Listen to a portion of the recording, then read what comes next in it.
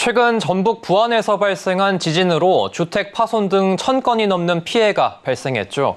이 지진 이력이 적었던 호남권 지진을 계기로 윤석열 대통령도 우리나라가 더 이상 지진 안전지대가 아니라고 공표하는 등 경각심이 높아졌습니다.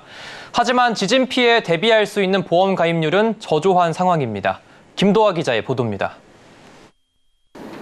화재보험 계약 중 지진 위험과 관련한 특별약관 가입률은 지난 2022년 기준 3.3%에 불과합니다. 금융감독원은 소비자들이 지진보험에 대해 알지 못해 가입률이 저조한 것으로 보고 화재보험 특약 등을 통해 지진 피해에 대비할 수 있다고 알렸습니다. 주택과 일반 건물, 공장 등을 대상으로 가입하는 화재보험의 보통약관은 통상 화재로 인한 손해만 보상하지만 지진 위험 특약을 추가하면 지진에 따른 화재나 붕괴, 파손 등으로 인한 손해도 보상이 가능합니다. 국가나 지방자치단체가 보험료 일부를 보조하는 정책성 보험인 풍수해 지진재해보험을 통해서도 지진 피해를 보상받을 수 있습니다. 지진과 지진해일 등 지진재해를 비롯해 태풍과 홍수, 대설 등 풍수해로 발생한 주택과 온실, 상가, 공장의 물적 피해가 보상됩니다.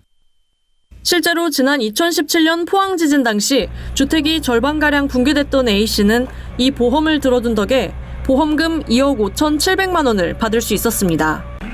2016년 경주 지진 당시 주택 파손 피해를 입은 B씨도 연간 개인 부담 보험료 4,400원을 납입하고 보험금 1,200여만 원을 수령했습니다. 하지만 지난해 풍수해 지진재해 보험 가입률은 주택 33%, 온실 18%에 그쳤습니다. 소상공인 상가와 공장의 가입률도 23% 수준입니다. 지진보험에 가입할 때는 2개 이상의 상품에 가입하더라도 실제 발생한 손해액 내에서 비례보상되기 때문에 중복 가입 여부를 반드시 확인해야 합니다.